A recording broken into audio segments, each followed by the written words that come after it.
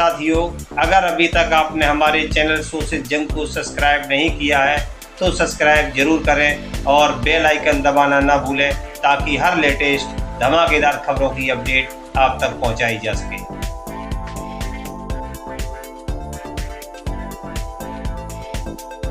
खबर राष्ट्रीय राजधानी दिल्ली से। नंदवंशियों ने भरी अपने हक अधिकारों को लेकर हुंकार। राष्ट्रीय राजधानी दिल्ली में आयोजित किया गया 2 दिवसीय अधिवेशन।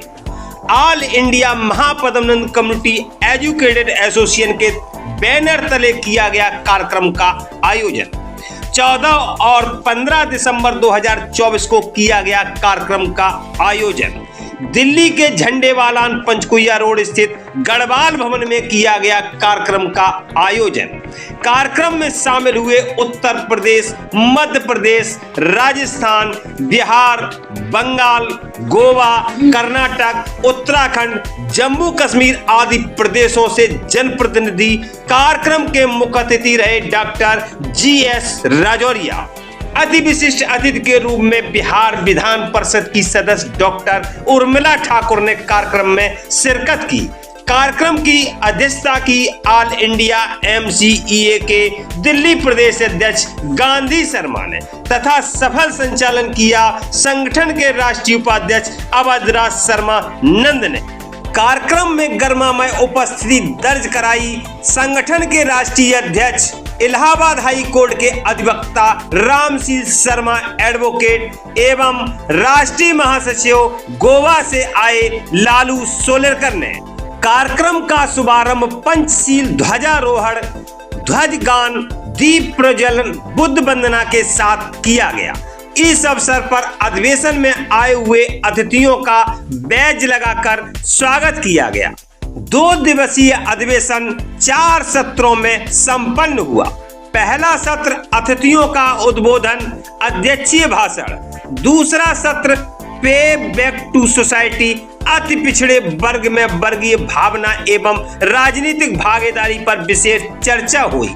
तीसरा सत्र छात्र छात्राओं एवं महिलाओं का रहा, जिसमें नंद समाज में महिलाओं का शैक्षणिक स्तर एवं राजनीतिक भागीदारी पर विचार साझा किए गए। चौथा सत्र खुला सत्र रहा, जिसमें सामाजिक कार्यकर्ताओं ने अपने विचार साझा किए। आए हुए अतिथियों के सम्मान के साथ कार्यक्रम का समापन किया गया। कार्यक्रम में उपस्थित प्रमुख महानुभाव में भंते धम्मानंद, डॉक्टर सभाजी, इंजीनियर हंस कुमार, कैप्टन विनोद कुमार, चंद्रपाल सिंह नेताजी, जयकिशन ठाकुर, सुरेश कुमार सेन, श्रीमती कमलेश श्रीवास्तव, आभा ठाकुर, DS तोमर, पवन सेन अड्डा, विजय कश्यप, अशोक कुमार सविता, हरद्वारी लाल Arya, Satish Kumar Sen, doctor LS Rao, सूरपल्ली Srinivasan, Jitendra Tomar, Devi Singh जड़ौदिया, Ashok Verma, Jaiveer Singh Sen, Gajendra Singh advocate, रामाधा Thakur advocate, रश्मि सेन एडवोकेट, परमानंद श्रीवास्तव समेत बड़ी संख्या में गणमान्य अतिथि महानुभावों ने कार्यक्रम में शिरकत की। देखिए सोशल जंग न्यूज की खास रिपोर्ट। अपने प्रिय मेहमान का अभिनंदन करती हूँ, पुलकित हर्षित मन से मैं वंदन करती हूँ, पुलकित हर्षित मन से मैं वंदन करती हूँ। अपने प्रिय मेहमान का अभिनंदन करती हूँ। अगर फूलन देवी जैसा होता तो तार फिल्म बना के करता, लेकिन जोधा के बारे में अगर एक फिल्म निकल जाता है तो पूरा लोग रोड पर उतर कर उसको संसद बोर्ड के द्वारा जो है उसके खारिज कराने का काम करते हैं। ये अंतर समझिए। बड़े लोगों की, बड़े बाप की बेटी बिकनी पहन के घूमते रहती है रोड पर, उसके साथ कोई रेप सुने हुआ है किसी बड़े बाप की बेटी के साथ, लेकिन गंगा चतरा में भोथरा में लिपटी हुई अगर झोपड़ी में रहती है उसके साथ गैंग रेप होता है। क्या होता है? क्योंकि गरीब की बेटी है। क्या होता है? क्योंकि वो गरीब परिवार से आई है। इसलिए इस अंतर के में भी हमारी जो रानी थी उनके बारे में कोई नहीं जानता, लेकिन झांसी की रानी के बारे में हम अपने घर में सब बच्चों को बताते हैं। लेकिन अशोक की माँ जी और पन्ना धाई और हांडी रानी और खुद की माँ। क्या किसी ने प्रभावती गुप्त का नाम सुना है? नहीं, जी वही। गुप्त। मैं आज आपको उनके बारे की उनकी वीर गाथा सुनाना चाहती हूँ। प्रभावती गुप्त चंद्रगुप्त द्वितीय की पुत्री थी। उनका विवाह एक बहुत अच्छे घराने में हुआ। वह प्रथम महिला शासक थी और उनके विवाह के 1 साल के अंदर उन्हें पुत्र हुआ। उसके बाद उनके एक और पुत्र हुआ, लेकिन शादी के 10 वर्ष के अंदर ही उनके जो पति थे उनका देहांत हो गया। उसके बाद उन्होंने अपना शासन प्रथम महिला के रूप में अपना शासन संभाला। उस समय शासन संभालना सबसे प्रथम महिला होने के रूप में बहुत ही कठिन कार्य रहा होगा, जो हम सोच भी नहीं सकते। और वो इतनी बड़ी महान थी कि जब उनकी मृत्यु हुई, उनकी वीरता के स्वरूप में कई मोहरें भी छापी गई। वो एक ऐसी पहली महिला शासक थी। जिस तरह हम अपने बच्चों को झांसी की रानी की गाथाएं सुनाते हैं, उनको अपनी जो भी बहादुर स्त्री है उनके बारे में बताते हैं, मैं चाहती हूँ कि आप सभी प्रभावती गुप्त के बारे में भी उनको अपनी वीर गाथाएं सुनाएं। हमारे एनसीईआरटी में एक बहुत बड़ी मैंने देखा है कि हमें मुगलों के बारे में बहुत बताया जाता है, लेकिन क्या कभी हमने कर्पूरी ठाकुर जी जो हैं हमारे, उनके बारे में कभी कहीं पढ़ा? शायद नहीं। मुझे तो याद नहीं कि मैंने कहीं उनके बारे में पढ़ा होगा या कहीं सुना होगा किसी टीचर के मुख से कि इस तरह से कोई महान हमारे लोअर कास्ट से इतने ऊंचे पद तक पहुंचे थे। अच्छा, हमने अकबर के बारे में तो ये बहुत सुना है कि अकबर द ग्रेट, ये बहुत महान शासक था, लेकिन जाकर के उन दुर्गावती का नाम सुना है आप में से किसी ने? इन्होंने तो सुना ही होगा, ये तो नेता है। लेकिन क्या जो हमारे घर में रहती है स्त्रियां, उन्होंने सुना है? शायद बहुत कम, या सुना भी हो तो उन्हें याद भी नहीं होगा। कार्यकारिणी के पदाधिकारीगण तथा सभागार में उपस्थित समस्त विद्वज्जन, माताओं, बहनों, बच्चों, आप सभी का मैं एसकेपी नंद वाराणसी से हार्दिक स्वागत, अभिनंदन, वंदन करता हूँ। साथियों, मैं अपनी बात एक कविता के माध्यम से शुरू करना चाहता हूँ। कवि पंछियों के प्रकृति के माध्यम से क्या संदेश देना चाहता है, कृपया गौर फरमाएंगे। आग लगी इस वृक्ष में,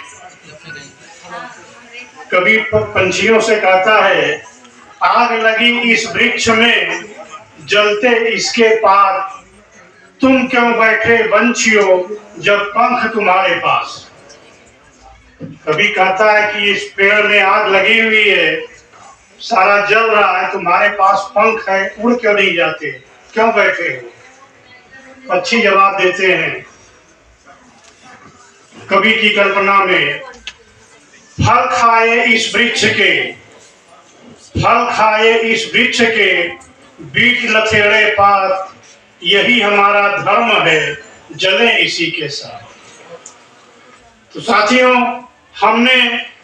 हम किस समाज में, किस जाति में, किस धर्म में जन्म ले, ये हमारे बस में कदापि नहीं है, लेकिन अपने कार्यों के द्वारा अपने समाज को किस ऊंचाई तक हम पहुंचा सकते हैं, ये हमारे बस में है और ये हमें करना चाहिए। हमारे लोग जहाँ कहीं अच्छा एजुकेशन पाकर अच्छी जगह पर पहुंच जाते हैं, तो सबसे पहले उनकी प्रयास यही होता है कि हम अपने समाज से छुप के रहें। जब हमारा क्रीम निकल जाता है तो हमारे सामने फिर बेचारगी या लाचारगी के सिवा कुछ नहीं बचता। ये अभी हमारी एक बहन ने, एक बेटी ने यहाँ से कहा कि हमें एजुकेशन के साथ साथ नॉलेज की जरूरत होनी चाहिए। सही बात है, निश्चित रूप से एजुकेटेड तो हम हैं आज की एजुकेशन, लेकिन नॉलेज नहीं है हमारे पास। उसी नॉलेज को देने का काम ये संगठन कर रहा है। आपने बहुत ओजस्वी भाषण सुने। कुछ भाषण समाज के उत्थान के लिए बहुत लाभकारी थे। उर्मिला ठाकुर जी ने पॉलिटिकल भाषण दिया। प्रोफेसर थे, केमिस्ट्री की प्रोफेसर हैं वो, लेकिन उन्होंने समाज के सामने जो समस्याएं थीं उनको बहुत अच्छी तरीके से उजागर किया। कभी दौड़े कभी ठहरे, हमें तो बस निभानी है। ये हमारी जाति का एक कहना चाहिए गीत है। कभी दौड़े कभी ठहरे, हमें तो बस निभानी है। बनी ये रेलगाड़ी सी हमारी जो जिंदगानी है, बनी है रेलगाड़ी सी हमारी जिंदगानी है। खिसकती है कभी यह तो चलिए ये मालगाड़ी सी, खिसकती है कभी यह तो चले ये मालगाड़ी सी, कभी सिग्नल पर रुक जाती कभी यह राजधानी है, राजधानी ट्रेन। ये जो है ये चार पंक्तियाँ हमारी बिरादरी की रियल लाइफ सिचुएशन जिसे कहते हैं, एक रियल लाइफ एग्जाम्पल है कि हम लोग कभी बढ़े हैं, कभी रुके हैं, कभी थके हैं, फिर दौड़े हैं, और आज की जो स्थिति है वो पिछले 10 साल वाली स्थिति से कहीं बेहतर है। समाज में बहुत अनेकों प्रकार की भ्रांतियां हैं, विकृतियां हैं, किंतु उनसे हमें डरना नहीं है। उन समस्याओं को साथ में लेकर आगे बढ़कर हमें और अपने बच्चों को आगे बढ़ाने की कोशिश करनी पड़ेगी। All India Mahapadmanand community educate association Delhi के द्वितीय राज्य अधिवेशन समारोह के शुभ अवसर पर सर्वप्रथम करुणा के सागर महामानव तथागत बुद्ध को नमन करते हुए विनिर्माण के आचार्य महा अष्टवीर अरहंत उपाली, नंदवंश के स्थापक प्रथम चक्रवर्ती सम्राट महापद्मनंद, सम्राट अशोक महान, बिहार के गौरव, भोजपुरी के शेक्सपियर, पद्मश्री भिखारी ठाकुर, बिहार के पूर्व मुख्यमंत्री, भारत रत्न जननायक कर्पूरी ठाकुर, पंच प्यारे भाई साहब सिंह, संत सैन जी महाराज, भारतीय संविधान के जनक, बोधिसत्व, भारत रत्न बाबा साहब डॉक्टर B.R. अम्बेडकर एवं उनके अपने समाज के अन्य पुरोधारों को सादर नमन करते हुए उन्हें सदा सुमन अर्पित करता हूँ। इस अवसर पर मैं मगध के धरोहरों सारीपुत्र, तिस्य, आर्य भट्ट, आचार्य असंख्य, वसुंधबद्ध, दिंगांग, धर्मकीर्ति, नागार्जुन, बाण भट्ट, शांति राचित, बुद्ध घोष आदि अनेक प्रसिद्ध विद्वानों को भी ज्ञानवर्धन कर अपने को धन्य माना। इस समारोह में माननीय मुख्य अतिथि महोदय, all India Mahapadmanand community educate association के राष्ट्रीय अध्यक्ष माननीय रामशील शर्मा जी, राष्ट्रीय संरक्षक माननीय रघुनाथ प्रसाद नंद जी, राष्ट्रीय वरिष्ठ उपाध्यक्ष एवं प्रदेश प्रभारी उत्तर प्रदेश माननीय अवधराज शर्मा जी, राष्ट्रीय महासचिव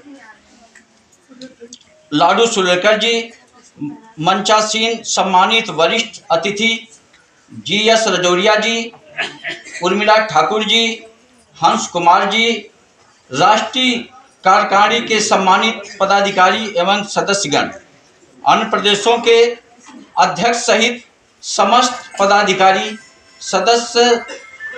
सदस्यगण सहित दिल्ली के जनपद विधानसभा क्षेत्र के समस्त पदाधिकारी, सदस्य प्रतिनिधि गण सभागार में उपस्थित दूर क्षेत्र से पधारे समस्त सम्मानित प्रतिनिधि पदाधिकारी गण, दूसरे समाज के अति पिछड़े वर्ग के सभी संबंधित वरिष्ठ अतिथिगण, मातृशक्ति, युवा साथियों, बुजुर्गों, बच्चों, सुरक्षा कर्मियों एवं मीडिया के साथियों, मैं आप सभी का स्वागत, वंदन, अभिनंदन करता हूं। मैं माननीय मुख्य अतिथि महोदय जी का विशेष रूप से आभार प्रकट करता हूं कि अपने व्यस्त क्षणों में वे कुछ समय निकालकर हमारे बीच आने की कृपा की को स्वीकार कर IMCA के राज्य अधिवेशन कर अपनी अपने उपकृत कर गौरव किया। इसके लिए मैं अपने संगठन की ओर से तथा अपनी ओर से आप सभी का आभार व्यक्त करते हुए धन्यवाद ज्ञापित करता हूं। सम्मानित बंधुओं, विश्व की सर्वोत्तम एवं सबसे प्राचीन सिंधु घाटी की सभ्यता का विनाश आर्यों द्वारा किया गया और स्थापित ऊंच नीच, भेदभाव, अंधविश्वास, धार्मिक धर्मकांडों तथा अन्य दुर्गुणों से ग्रस्त आर्य सभ्यता को यहाँ के मूल निवासियों जब जबरन थोपा गया। परिणाम स्वरूप आर्यों द्वारा स्थापित वर्ण व्यवस्था के अनुसार समाज का चौथा शूद्र वर्ण विशेष रूप से पीड़ित रहा। इसका उच्छेद सर्वप्रथम तथागत बुद्ध ने बौद्धिक क्रांति के द्वारा किया। महामानव गौतम बुद्ध का संदेश अत दीपो भव, अर्थात अपना दीपक आप स्वयं बनो, वो अपनाकर तत्कालीन सम्राट बिंबिसार एवं नंद वंश के संस्थापक प्रथम चक्रवर्ती सम्राट महापद्म नंद वंश के ही महान शासक चंद्रगुप्त मौर्य, सम्राट अशोक महान के साथ ही नंद वंश के अंतिम शासक बृहदत्त द्वारा सामाजिक, सांस्कृतिक, धार्मिक एवं राजनीतिक परिवर्तन पर देश को स्वर्णिम युग प्रदान किया। उस समय उनके राज्य में वैभव और ज्ञान दोनों की प्रचुरता थी।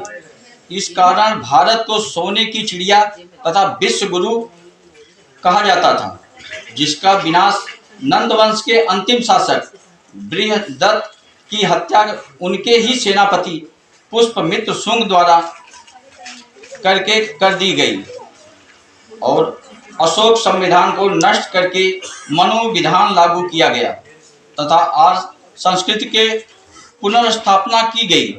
इस मनु विधान के द्वारा चौथे वर्ण अर्थात शूद्र वर्ण को समस्त अधिकारों से वंचित कर केवल सेवा करने का कर्तव्य निर्धारित किया। उसकी यह सोच रही कि यदि इस चौथे वर्ण को उनके अधिकार प्राप्त करा दिए गए तो ये भविष्य में शक्तिशाली होकर हमारा विशेष विरोध करते हुए हमसे आगे बढ़ सकते हैं। मनु विधान, जिसे मनुस्मृति कहा जाता है, को धार्मिक कानून का जामा पहनाकर कड़ाई से लागू किया और चौथे शूद्र वर्ण के 6743 उपजातियों में विभाजित करते हुए उन्हें असहाय और पंगु बना दिया। बांटो और राज करो के सिद्धांत पर उनका अनुचित लाभ उठाते रहे। प्रतिस्थापित वर्ग तथा धर्म के ठेकेदारों ने पूर्व जन्म का प्रतिफल बताते हुए चौथे वर्ण का जमकर शोषण और उन पर अत्याचार किया। आज भी पैतृक धंधा करने वाली पेशे से जुड़ी जातियां जैसे नाई, तेली, कहार, कुम्हार, बढ़ई, भुज, लोहार, बारी आदि सर्वाधिक पिछड़ी जाति इसका शिकार हो रही हैं। साथियों, आप जानते हैं कि MCA का गठन नंद समाज के कुछ प्रबुद्ध लोगों द्वारा वर्ष 1994 में किया गया था, जिसका उद्देश्य नंद समाज सहित अति पिछड़े वर्ग के वर्गीय भावना एवं सामाजिक चेतना पैदा करने का था। यह संगठन नंद समाज के साथ साथ अति पिछड़े वर्ग के लिए अनुमान्य 27% आरक्षण के विभाजन की मांग अपने स्थापना काल से ही उठा रहा है। इस दिशा में तत्कालीन मुख्यमंत्री उत्तर प्रदेश सरकार महोदय राजनाथ सिंह जी के शासनकाल में कुछ प्रयास किए गया था, जो मात्र छलावा सिद्ध हुआ। जबकि देश के कई अन्य प्रांतों में अति पिछड़े वर्ग के लिए पृथक आरक्षण की व्यवस्था वर्षों पूर्व से लागू है। उत्तर प्रदेश के पृथक आरक्षण की मांग को नकार देने का मतलब है सरकार द्वारा अति पिछड़े वर्ग के प्रति उपेक्षापूर्ण रवैया रखना। मिस्टर छेदीलाल साथी आयोग की संस्तुतियों की प्रासंगिकता आज भी बनी हुई है। अति पिछड़ों के लिए पृथक आरक्षण के मुद्दे पर AIMCA दृढ़ संकल्पित है और इस मांग को हर हाल में पूरा करने के लिए प्रदेश स्तर से लेकर राष्ट्रीय स्तर तक योजनाबद्ध तरीके से कार्य कर रही है। बंधुओं, यह सचमुच आश्चर्य की बात है कि लगभग 45% की जनसंख्या वाला समुदाय अति पिछड़ा वर्ग संगठित नहीं है, जिससे उसका वोट बैंक बिखरा हुआ है, साथ ही उसके वर्गीय भावना का अभाव है तथा अपने मताधिकार के प्रति संवेदनशील नहीं है। आज यदि अति पिछड़ा वर्ग एकजुट होकर एक मुश्त अपने मताधिकार का प्रयोग करे तो कोई भी इस वर्ग के अधिकारों का हनन नहीं कर सकता तथा इस पर अत्याचार नहीं कर सकता। हमें अपने वोट की कीमत समझनी होगी और विभिन्न जातियों के वर्गीय चेतना एवं संवेदना की भावना उत्पन्न कर अपने वर्ग की पहचान बनानी होगी। किसी महापुरुष ने बिल्कुल सही कहा है कि जिस जातियों में वर्गीय भावना नहीं होती है वे जातियां कभी सत्ताधारी नहीं हो सकती। अधिकार वंचित इस समाज को मुख्य धारा में लाने के लिए डॉक्टर BR अम्बेडकर ने प्रयास सराहनीय रहे। सम्मानित बंधुओं, यह सच है कि नंद समाज की चेतना प्रादुर्भाव हुआ है, परंतु चेतना जागरण धार्मिक जागरण से अधिक परिवर्तित हुआ है। बुद्धिजीवी होते हुए भी हम तर्कीय तथ्यों को आधार पर बनाकर धार्मिक कर्मकांड पाखंड में अधिक उलझकर दिशाहीन हो गए हैं। हमें हर क्षेत्र सामाजिक, आर्थिक, राजनैतिक, सांस्कृतिक आदि में अपनी पैठ बनानी होगी। हमारी जनसंख्या अति पिछड़ी अन्य जातियां कहार, कुम्हार, लुहार, बढ़ई, माली, भुज, बारी, दर्जी, मनिहार आदि से अधिक है। फिर भी हमारे समाज की भागीदारी इन सभी प्रजा जातियों से सभी क्षेत्रों में प्राप्त भागीदारी से कम क्यों है? यही नहीं, उनकी सामाजिक प्रतिष्ठा भी हमारे से अधिक ही है। इसके लिए हम आप सभी को इस पर विचार करना चाहिए। हमारे पूर्वजों ने इस देश पर लगभग 180 वर्षों से अधिक समय तक शासन किया। प्रथम चक्रवर्ती सम्राट महापद्म नंद, चंद्रगुप्त मौर्य, अशोक महान जैसे शासकों ने देश को एक ऐसा संवैधानिक दस्तावेज और केंद्रीय शासन प्रणाली प्रदान किया जिसमें प्रतिस्थापित वर्ग हर संभव परिवर्तन करने के बावजूद इसमें पूर्ण रूप से परिवर्तन नहीं कर सका। आज संसाधन विहीन विपिन होकर हमारा समाज अनहित अंधेरी गलियों में भटक रहा है। अपना मूल्यांकन अपने कृत्य के आधार पर करा रहा है। यह स्थिति निश्चित ही सोचनी है। हमारे लोगों ने अपने महान गौरवशाली इतिहास का समय अध्ययन नहीं किया। हमारे इतिहास का अध्ययन बाबा साहब डॉक्टर BR अम्बेडकर ने किया है। नंद मौर्य युगीन इतिहास के आधार पर ही उन्होंने कहा था, शुद्ध समाज के लोगों, अपने घर की दीवारों पर लिख लो कि तुम इस देश के शासक रहे हो। शानदार था भूतकाल, भविष्य ही भी महान है। यदि सब मिल संभालो, समय तो वर्तमान है। सम्मानित बंधुओं, हमारे समाज की एक बड़ी आबादी गांव में निवास करती है। इसमें अधिकतर लोग भूमिहीन हैं। उनकी जीविका का कोई अन्य साधन नहीं है। अपने परिवार में भरण पोषण करने के लिए कुछ तो स्वेच्छा से यजमानी कार्य करते हैं या सामंतों द्वारा जबरन उनसे यजमानी कार्य कराए जाते हैं। यदि वे इस यजमानी कार्य को छोड़ना भी चाहे तो नहीं छोड़ सकते, क्योंकि जब उन्हें स्वर्ण सामंतों का शिकार होना पड़ता है।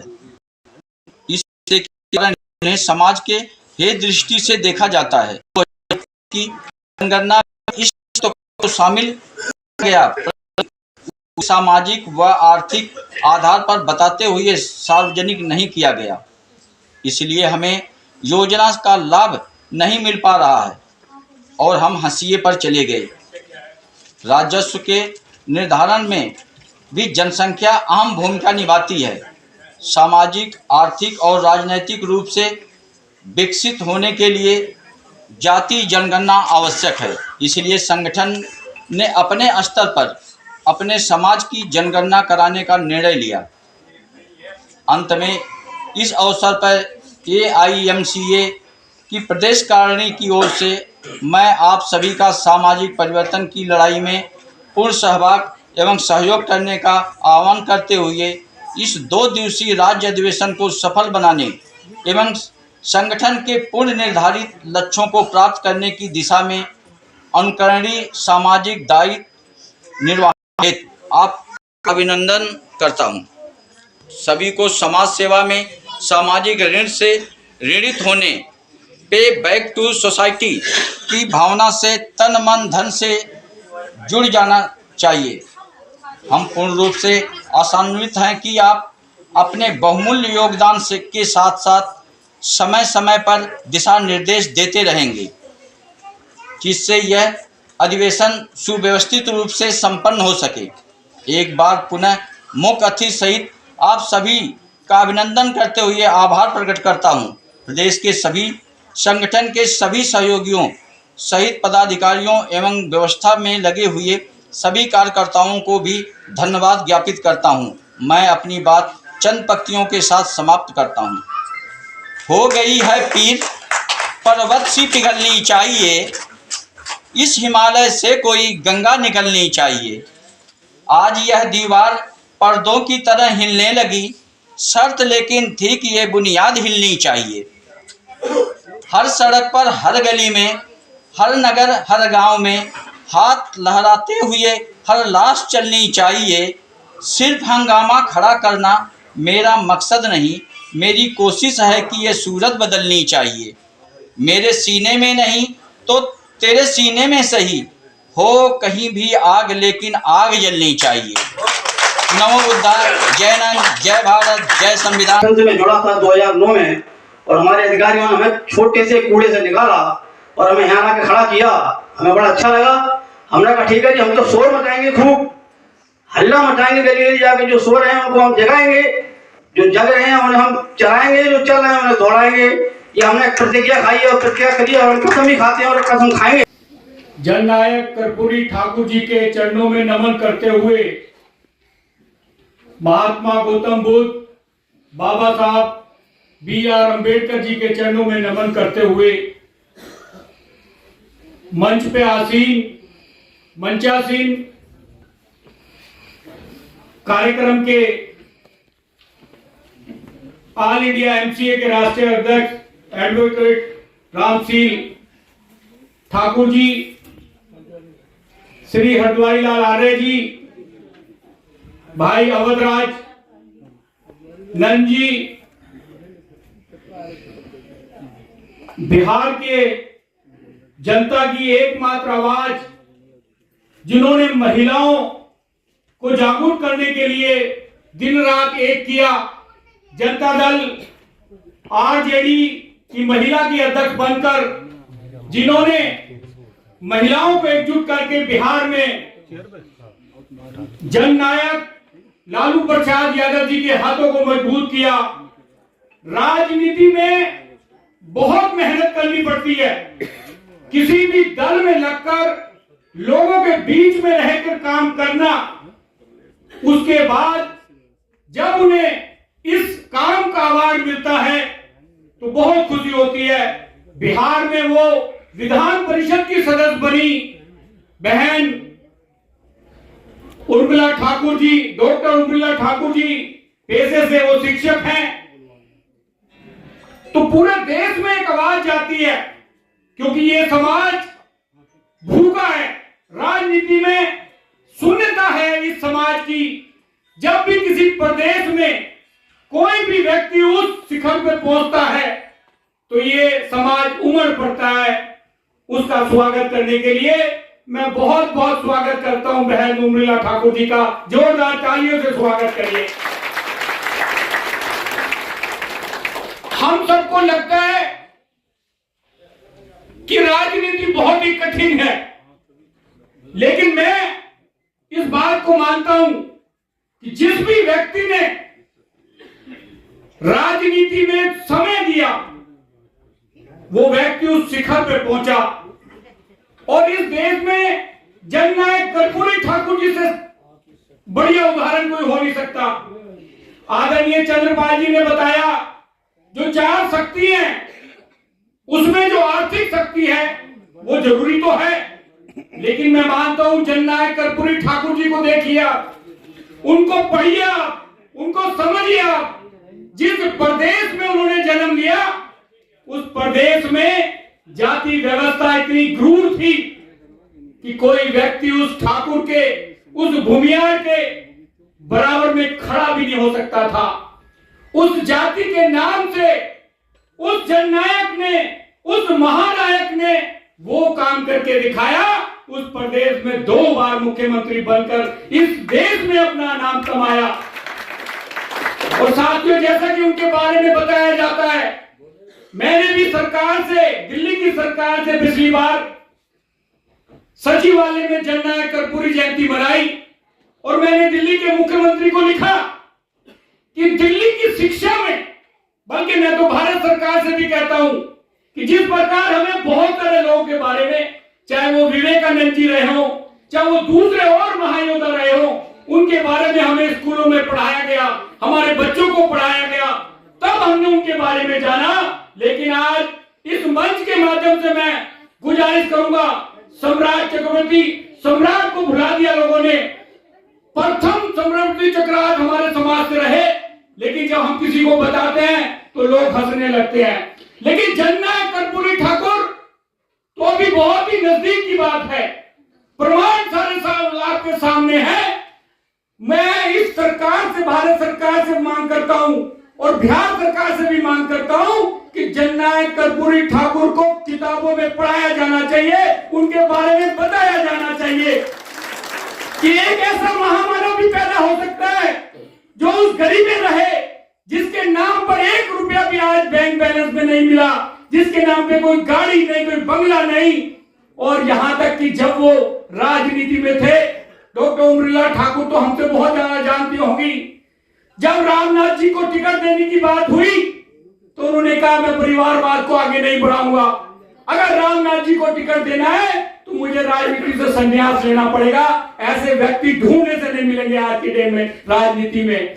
तो साथियों, हमारे सामने तो भगवान भी और राजनीति में प्रेरणा भी, और इस समाज के बच्चों को प्रेरणा भी लेनी चाहिए कि वो व्यक्ति उस गरीबी में रहकर 10वीं में प्रथम श्रेणी में पास हो सकते हैं। तो आज हमारे पास सब कुछ है, खासकर शहरों में हमारे पास सारी व्यवस्था है कि हम अपने बच्चों को अच्छे से अच्छा पढ़ा सकें। जैसा कि माननीय चंद्रपाल जी तमाम बुद्धिजीवी कहते हैं, शिक्षा वो शेरनी है, जो इसका दूध पिएगा वो दहाड़ेगा। और ये बात बहुत ही सत्य है। आज आप दिल्ली यूनिवर्सिटी में कई ऐसे प्रोफेसर हैं, एससी के प्रोफेसर हैं, कई ओबीसी के प्रोफेसर हैं, चाहे मनोज झा हो या दूसरे लोग हो, संजय सिंह जी हो, तमाम ऐसे लोग हैं जिन्होंने इस सामाजिकता में आगे आकर शिक्षा ग्रहण करके और आज वहां धारने का काम किया है, आपकी बातों को उठाने का काम किया है। तो साथियों, मैं तो कहना चाहता हूं समाज के, और खासकर मैं बधाई देता हूं AIMCO को कि ये वो संस्था है जो जन जन में शिक्षा का प्रचार करती है, हमारे पूर्वजों का प्रचार करती है, हमें उनके बारे में जानने के लिए बताती है, हमें उनके बारे में, उनके इतिहास के बारे में बताती है। ऐसी संस्थाएं जरूर होनी चाहिए।